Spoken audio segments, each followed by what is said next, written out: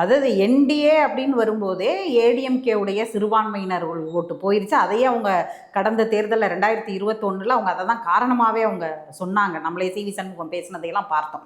ஆனால் இப்போ விஜய் வந்து அந்த கிறிஸ்டியானிட்டி ஓட்டு, சர்ச்சுக்கு போனது, இந்த மாதிரியான ஃபேக்டர் இருக்குல்ல, இது வந்து திமுகவில் இருந்த சிறுபான்மையினர்கள் ஓட்டை தான் அவர் கை வைக்கிறாரு அப்படின்னு சொல்கிறதா பார்க்குறதா எப்படி பார்க்கணும்? சிறுபான்மை ஓட்டு இன்ட்ரெஸ்டட் ஓட்டர்ஸ், அவனுக்கு நோக்கம் இருக்குது. அவன் நோக்கம் வந்து ஆர்எஸ்எஸ் இங்கே வரக்கூடாது, ஆர்எஸ்எஸ் வளரக்கூடாது, பிஜேபி ஆட்சியில் இருக்கக்கூடாதுங்க அவன் நோக்கம்.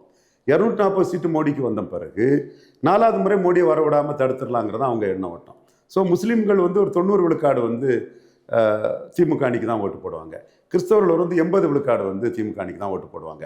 ஒரு சில தகவல்கள் தலித் கிறிஸ்டின்ஸ் போட்டுட்டாங்க, மீனவர் கிறிஸ்டின் போட்டுட்டாங்கிற தகவல்கள் வந்தாலும் என்னை பொறுத்தவரை 80 விழுக்காடு கிறிஸ்டின்ஸ் வந்து திமுக காங்கிரஸ் அணிக்கு அவங்களும் கிறிஸ்டின்ஸுக்கு ரெப்ரஸன்டேஷன் கொடுக்குறாங்க.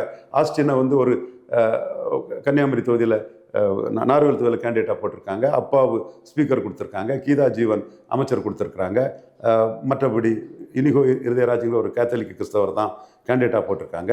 கிறிஸ்தவ சபைக்கு வந்து ஒவ்வொரு மைனாரிட்டி கமிஷனுக்கு ஒவ்வொரு பிரிவு கிறிஸ்தவர்களை பார்த்து பண்ணுறாங்க.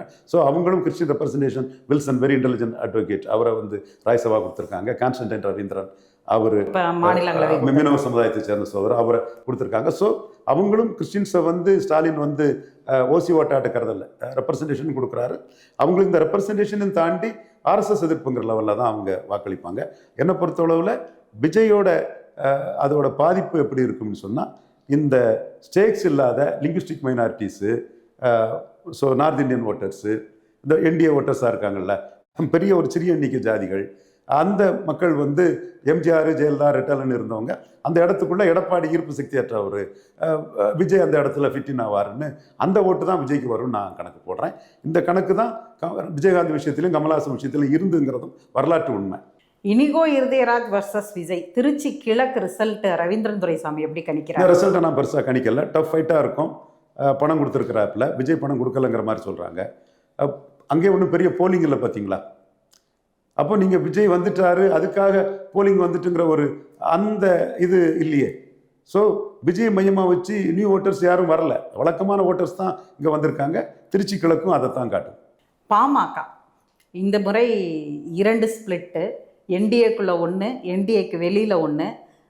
அதை தாண்டி இந்த கடைசி போலிங்க்கு முன்னாடி தந்தை மகனுக்கு இடையேயான அந்த ஸ்டேட்மெண்ட்ஸ், அறிக்கைகள், பேசிக்கிட்டது, இந்த பரப்புரையை எப்படி குடும்பத்தை மையமாக வச்சு நடந்தது, பாமக ஓட் பேங்க்ஸ் என்னவாகும், யாருக்கிட்ட இருக்குது உண்மையான பாமக ஓட்? இது வந்து ஒரு பழமொழி சொல்லுவாங்க, மகன் மருமக, அந்த பழமொழி மாதிரி தான். அந்த இடத்துக்குள்ளே சௌமியா அன்புமணி ஒரு லீடராக நிற்கக்கூடாதுன்னு டாக்டர் ராமதாஸ் நினைக்கிறார். சௌமியா அன்புமணி ஒரு கெப்பாசிட்டி உள்ள ஒரு பெண்மணி தான். ஒரு விநாயகத்துக்கு பேத்தி, வந்தவாசி கிருஷ்ணசாமி ஐயா நம்ம நல்ல நண்பர் தான், அவரோட மகா. ஸோ அவங்க ட்ரெடிஷ்னல் அரசியல் பேக்ரவுண்டு உள்ள இது மிகப்பெரிய பேச்சாளர், வட எல்லை விநாயகம். அவங்க அந்த இடத்துக்குள்ளே அசெப்ட் பண்ணி உள்ளே வர்றது வந்து தன்னோட இம்பார்ட்டன்ஸ் போகுதுன்னு டாக்டர் ராமதாஸ் நினைக்கிறாரு. அவர் வந்து ஒரு கட்டத்துக்குள்ளே கொஞ்சம் கூடுதலாட்டே முழு அதிகாரத்தையும் அன்புமணி கையில் கொடுத்துட்டாரு. அதற்கு பிறகு அன்புமணி வந்து ஆன்டி டிஎம்கே அரசியலுங்கிறது தான் 2016 அன்புமணி மையமாக வச்சு டாக்டர் ராமதாஸ் உருவாக்குனார். அன்றைக்கி ஸ்டாலினே சிஎம்மாக ப்ரொஜெக்ட் ஆகலை, ஆனால் பண்ணது தவறு. கலைஞராக அன்புமணியான தான் சொல்லியிருக்கணும். அப்போ ஸ்டாலின் திறமையற்றவர், அன்புமணி பாங்கி முன்னால் பாராட்டப்பட்டவர், என் பையனுக்கு தகுதி இருக்குது, கருணாநிதி பையனுக்கு என்ன தகுதி இருக்குங்கிற பாணிக்கு அவர் வந்தார். அது வந்து பேராசை. அதில் அந்த ஓட்டர்ஸை வந்து ஸ்டாலின் எதிர்பார்த்து மாற்றிட்டார். இப்போ ஸ்டாலின் எண்ணம் கொண்ட அந்த ஓட்டர்ஸை அன்புமணி எடப்பாடி கூட கூட்டணி போயிட்டார். இவர் பேரம் பேசி கூட்டணி போக முடியல. தன்னுடைய பர்சனல் பாதிப்பை வச்சு மகனை அப்பாவை இது பண்ணிட்டான், ஒளிஞ்சு போனோம் அழிஞ்சு போகணுங்கிறத சொல்கிறாப்புல. நானும் அவருக்கு ட்ராக்ஷனே இருக்காதுன்னு சொல்ல வரல. யங்கர் 1 இயர் யூத்தை தாண்டி மிடில் ஏஜ் ஆட்கள் வந்து இந்த கம்யூனிட்டிக்கு, இவர் அளவுக்கு ஒரு கம்யூனிட்டிக்கு பெருசாக செய்தவங்க இந்தியாவில் எந்த கம்யூனிட்டிக்கும் யாரும் செய்யலை. ஸோ அந்த நன்றி உணர்வு உள்ளவங்க இவர் சென்ட்ரிக்காக கொஞ்சம் வாக்குகளை மாற்றதுக்கு வாய்ப்பு இருக்குது. அதுதான் 18 விழுக்காடு என்டிஏ வாக்கில் எடப்பாடி தலைமைக்கு போகாதுன்னு நான் சொல்லும்போது அதுக்குள்ளே இதுவும் அடங்குது, பாமக ஸ்பிளிட்டும் அடங்குது அப்படின்றீங்க. நாம் தமிழர் ஓட்டை டிவிக்கே பிரிக்குது அப்படின்னு சொல்கிறாங்களே, அப்படி தான் பார்க்கணும் அதை? நாம் தமிழர் பற்றி நான் என்ன ப்ரிடிக்ட் பண்ணுறேன்னு நாம் தமிழர் தம்பிகள்லாம் ரொம்ப ஆவலோடு பார்த்துட்டு இருக்கிறாங்க. நான் நாம் தமிழருக்காக ஓப்பனாகிட்டே ஃபைட் பண்ணேன். 10 கோடி ரூபா கொடுத்து ஜான் ஆரோக்கியசாமியை வச்சு அரசியல் வியாபாரம் பண்ண வந்த இடத்துக்குள்ளே நான் உண்மையாட்டு நேர்மையாட்டு நின்று விஜய் தரப்போட அந்த மோசடித்தனங்களை நான் ஃபைட் பண்ணேன். அந்த ஃபைட் காலகட்டம் வரை நான் ரொம்ப தெளிவாகவே இருந்தேன். இப்போ எலெக்ஷன் முடிஞ்சாச்சு, ஓப்பனாக என்ன நடந்து ஏது நடந்துங்கிற விஷயங்களை நம்ம தெளிவாகவே பேசலாம். இப்போ நாம் தமிழர் சென்றிக்கா அவங்க வந்து மாற்றம்ங்கிறத பெரிய அளவுக்கு நகர்ப்புறங்கள்லையும் ஊடகத்திலையும் இது சமூக வலைத்தளத்தில் ஃபேன் பேஸை வச்சு டிவிக்கு மேலே போயிட்டாங்க. நாம் தமிழரும் சமூக வலைத்தளத்தில் பெருசாக தான் இருக்கிறாங்க, பட் இவங்களுக்கு ரசிகர் பலத்தை வச்சு அவங்க மேலே போயிட்டாங்க. இதை வச்சு அவங்க மாற்றம்னு சொல்லக்கூடிய கட்டத்துக்குள்ள சீமானோட கடந்த கால வரலாற்றை பார்த்தா, சீமான் வந்து கமலஹாசன் வந்ததை பயன்படுத்தி தான் 3.8க்கு ஏறி இருக்கார். தினகரன் வந்ததை பயன்படுத்தி தான் பரப்பன அக்ரகார சிறையில் சசிகலாவை கொல்ல சதின்னு சொல்லி தான் அவர் 6.5க்கு ஏறி வந்திருக்கிறாரு. அண்ணாமலை வரும்போதும் தம்பி நீ நியமன தலைவர் தான், உன் கட்சி ஒன்றை தூக்கி போட்டுட்டா அது பிறகு நீ சீலில் இருக்க மாட்ட, நானே தலைவர்னு சொல்லி அந்த ஃபவுண்டர் லீடருக்கும் நாமினேட்டர் லீடர்ஷிப்புக்குள்ள வித்தியாசத்தை சொல்லி தான் அண்ணாமலையை பேஸ் பண்ணி 8.2 விழுக்காடு வந்தார். ஸோ 3 மாற்றணி இந்த தலைவர்களையும் சீமான் பேஸ் பண்ணியிருக்கிறார். இப்போ 4வது மாற்றணி வந்த தலைவர் ரொம்ப ஒரு பாப்புலாரிட்டி வளையத்துக்குள்ள இருந்து வரார். சினிமாவில் ஒரு பெரிய பொசிஷன்ல இருந்து உள்ள வரும்னு சொல்லும்போது சீமான் அதையும் ஃபேஸ் பண்றார். அதை ஃபேஸ் பண்ணக்கூடிய பல இதுகளை வந்து அவர் முக்கியமாக கருதுது, என்கிட்ட கன்சிஸ்டன்சி இருக்குது, நீ வந்து காங்கிரஸ் கிட்ட போய் நிற்கிற, நான் காங்கிரஸ் பாஜக திமுக அதிமுக 4 வரையும் ஏற்று நிற்பேங்கிறத சொன்னார். தேர்தலுக்கு முன்னாடி சீமான் இன்னொன்று சொன்னது என்னன்னா, 2029லையும் 20 ஆண்கள் 20 பெண்கள்னு நான் 29 மக்களவையிலையும் தனிச்சு நிற்பேன், காங்கிரஸும் பாஜகவும் தமிழகத்துக்கு செய்த துரோகங்களை முன்னெடுத்து நான் என் களத்துக்குள்ள நிற்பேங்கிறத அவர் சொன்னார். விஜய் அந்த இடத்துக்குள்ள கூட்டணி அரசியலுக்கான ஒரு ஆளாட்டு பிம்பப்படுத்தப்பட்டுட்டார். தென் சீமான் வந்து இலவசங்கள் நாட்டுக்கு கேடுங்கிற ஒரு பாணிக்குள்ள வந்தார். விஜய் அதில் இலவசங்களுக்கு ஆதரவான நிலைப்பாட்டில் போயிட்டார். பிராண்டி விஸ்கி கூடாதுங்கிற நிலைப்பாட்டில் சீமான் வந்தார். விஜய் மது பிரியர்களையும் பகைக்காம பெண்களுக்கு மது இல்லாத கொண்டு வந்துடும் ரெட்டை வேடத்தை விஜய் போட்டார். கூட்டணி அரசியலுக்காக விஜய் நின்னாரு, சீமான் தனிச்சு போட்டின்னு நின்னாரு. இப்படி பல விஷயங்கள்ல பரையர் தேவேந்திர குல வேளாளர் பிரியாரிட்டி ரெசர்வேஷன்ல விஜய்க்கு ஸ்டாண்டு கிடையாது. சீமான் பரையர் தேவேந்திர குல வேளாளருக்கு 5 விழுக்காடு உயர்த்தி கொடுக்கணுங்கிறார் சொன்னார். தமிழ் இருந்தவங்க தான் தெலுங்கு மலையாளம் கன்னடம்ங்கிறதுல சீமான் தெளிவாக நின்னார். விஜய்க்கு அதில் ஸ்டாண்டு கிடையாது. இப்படி பல விஷயங்கள்ல விஜய்க்கு ஸ்டாண்ட் இல்லாம முகத்துக்கு ஓட்டுங்கிற ஒரு இதுக்குள்ளே நின்னார். இது ஃபர்ஸ்ட் எலெக்ஷன், இவரோட அந்த புட்டிசல் ஓட்டு எவ்வளவு வருதுன்னு பார்க்கணும். சீமான் இந்த இடத்துக்குள்ள விஜயை அடிச்சு தான் களத்துக்குள்ள நின்னார். எம்ஜிஆர் ஜெயலலிதாவை சொல்லி வரும்போது ஊழல்வாதிகளை சொல்லி வராருன்னு சொல்லி 2 கொடுஞ்சனியர்களை மாலையா போட்டு 2 சனியன்களை மாலையா போட்டு ஒரு கொடுஞ்சனியம் வருதுன்னு தான் அவர் அடித்தார். ஸோ அவர் விக்கிரவாண்டி மாநாட்டுக்கு பிறகு தம்பி உன் தலைமையில் யாரும் கூட்டணிக்கு வரமாட்டாங்கன்னு அடித்தார். எல்லா இதுலையுமே அவர் அடித்து தான் விளையாடினார். பட் விஜய் பெரிய அளவு மக்கள்கிட்ட ரீச் ஆனதாட்டு ஒரு தோற்றம் இருக்குது ஊடகங்களில். சீமான் ஒரு பலமான மாற்று, ஒரு நம்பிக்கை உள்ள மாற்று விஜய்ங்கிற ஒரு ஹோப்பு மக்கள் மத்திக்குள்ள கொடுக்கப்பட்டிருக்கு.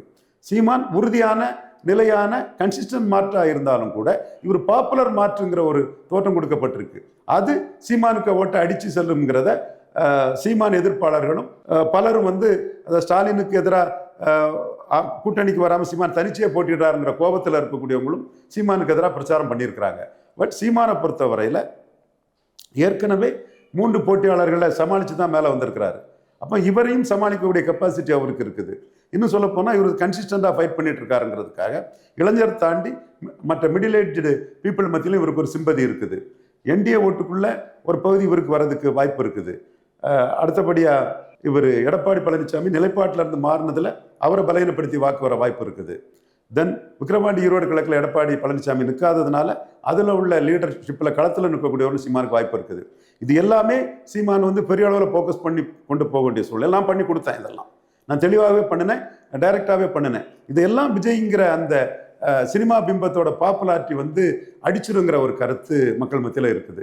மே 4ஆம் தேதி தான் இது சஸ்டெயின் பண்ணி நிற்குதா, விஜயால் இதை அடிக்க முடியுமாங்கிறத பார்க்கணும். பட் சீமானை பொறுத்தளவில் 29க்கும் நான் கன்சிஸ்டண்டாக நிற்பேன், தனிச்சு தான் நிற்பேன், உறுதியானவங்கிறத டிக்ளேர் பண்ணிட்டாரு. விஜய் அதில் டிக்ளேர் பண்ணலை. ஸோ முதல் ரவுண்டு என்ன பொசிஷனுங்கிறத பார்க்க வேண்டியது இருக்கு. பட் சீமான் வந்து 2வது ரவுண்டுக்கு இப்போவே தயாராகிட்டார். விஜய் 2வது ரவுண்டுக்கு என்னங்கிறது அவருக்கு இப்போ திங்கிங்கே இல்லை. சீமான் வந்து கன்சிஸ்டன்சி தான் நம்மளை தூக்கி நிறுத்துங்கிறதுல 2வது ரவுண்டுக்கும் தயாராகிட்டாங்கிறதும் உண்மைதான். மற்றபடி சீமான் வந்து இப்போ ஒரு ஸ்ட்ராட்டஜி என்ன எடுத்தாருன்னா ஒலி ஸ்ட்ராட்டஜி எடுத்தார். ஆஸ்பிரேஷனல் ஓட்ஸ்ன்னு பாமர மக்களுக்கு ஒரு ஆஸ்பிரேஷனை கொடுக்கக்கூடிய ஒரு ஸ்ட்ராட்டஜி எடுத்தார். இது அவரோட அக்ரெசிவ் பொலிட்டிக்கல் ஸ்டாண்டில் இருந்து மாறுபட்டு இருந்தது. அக்ரெசிவாக தான் நின்னார். அக்ரெசிவாக தான் அந்த 2 ஆண்டுகள் அரசியலில் ஒவ்வொரு கூட்டங்களையும் நின்னார். பட் பரப்புரை காலகட்டத்தில் அவர் வந்து ஆஸ்பிரேஷனல் ஓட்ஸு, நாம் தமிழர் ஆட்சி வரையுறன்னு வேற ஒரு வியூகத்தை எடுத்தார். அந்த வியூகம் ஒரு தேர்ந்த அரசியல்வாதியான சீமானுக்கு பலன் தரும்னு அவர் நினைச்சு பண்ணியிருக்கலாம். அதற்கான பலன் பாமர மக்கள்கிட்ட எப்படி ரிசீவ் ஆயிருக்குங்கிறத பார்த்தா தெரியும், சொல்ல முடியும். சீமானுக்கு வாக்காளர் என்பது ப்ரோ புவர் வாக்காளர்கள், ப்ரோ பவர்ட்டி லைனில் உள்ள வாக்காளர்கள் தான் சீமானுக்கு வாக்காளர்கள். இது ஒன் டைம் ஓட்டர்ஸ்னால இவங்க வந்து நாங்கள் போட்டோம்னு வலைத்தளங்களில் பெருமை பேசுறது, விசில் அடிச்சுன்னு சொல்கிறதும் இருக்குது. சீமானுக்கு ஓட்டர்ஸ் வந்து இன்றைய காலகட்டத்தில் சைலண்டான ஓட்டர்ஸ் வந்து. ஸோ அவர் இந்த விஜய மையமாக வச்சு வரக்கூடிய 8 கால செய்திகள், லைவ் டெலிகாஸ்ட்டு, இதெல்லாம் மீறி ஒரு ஹீரோயிசத்தில் தன்னோட ஓட்டர்ஸை காப்பாற்றி மேலும் கொண்டு வரதுக்குள்ள இதில் சாதிக்கிறாராங்கிறத பொறுத்திருந்து பார்க்கணும். காரைக்குடி ரிசல்ட் எப்படி இருக்கும்? காரைக்குடியை பொறுத்தவரை ஒரு லீடருங்கிற முறையில் சீமானுக்கு வெற்றி வாய்ப்பு இருக்கதான் நான் பார்க்குறேன். ஏன்னா லீடருங்கிற முறையில் எம்ஜிஆர் அதிமுக 30 விழுக்காடு எடுக்கும்போது 60 விழுக்காடு அருப்புக்கோட்டையில் எடுத்தார். அதே மாதிரி ஜெயலலிதா 20 விழுக்காடு அதிமுக எடுக்கும்போது அவங்க 50 விழுக்காடு எடுத்தார். விஜயகாந்த் 8 விழுக்காடு எடுக்கும்போது கட்சி 8 விழுக்காடு இருக்கும்போது விருத்தாச்சலத்தில் அவர் ஜெயித்தார். அதே மாதிரி ஒரு லீடருங்கிற முறையில் அவருக்கு வெற்றி வாய்ப்பு அமையும். உலக தமிழர்கள் வந்து அவர் எம்எல்ஏ ஆகணும்னு எதிர்பார்த்து அங்கே பெரிய அளவில் ஒர்க் பண்ணியிருக்கிறாங்க. அதிமுக தொடங்கி வேல்முருகன் வரைக்கும் நின்ன கண்டஸ்டன்ட் எல்லா முனை போட்டியும் 4 முனை பிரதானமாக சொல்லி அது 7 முனையாக களத்தில் இருந்தப்போ கூட எல்லாமே திமுக எதிர்ப்பாக இருந்துச்சு. அப்போ இந்த ஓட் ஸ்பிளிட் இந்த தேர்தலில் யாருக்கு டெஸ்ட்? திமுகவுக்கு தான் சாதகமாகும். 57-62 காமராஜர் கட்சியை பிடிச்சு நின்ன ஒரு பொசிஷனில் ஸ்டாலின் ஒரு இன்டாக்டான அலையன்ஸ் மூலமாக இருக்கிறாரு. இந்த தேர்தலையும் அவர் தான் இருக்கிறாரு. பெண்கள் ஓட்டு ஸ்டாலினுக்கு மிகப்பெரிய அளவில் இருக்குங்கிறதா உண்மை. எம்ஜிஆர் ஜெயலலிதாவுக்கு பெண்கள் மத்தியில் இருந்த ஒரு இமேஜ் ஸ்டாலினுக்கு தான் இருக்குது. பெண்கள் ஓட்டில் முதல் இடத்துல நியர்லி 50% வரை ஸ்டாலின் தான் இருக்கார். ஒரு தேர்தல் முடிந்த கையோடு ஒரு விரிவான அலசல், ஒவ்வொரு கட்சி தலைவர்கள், ஓட் பர்சன்டேஜ், தமிழ்நாடுடைய தேர்தல் வரலாறுன்னு ஒரு நீண்ட ஒரு விவாதத்தை முன் வச்சிருக்கிறீங்க.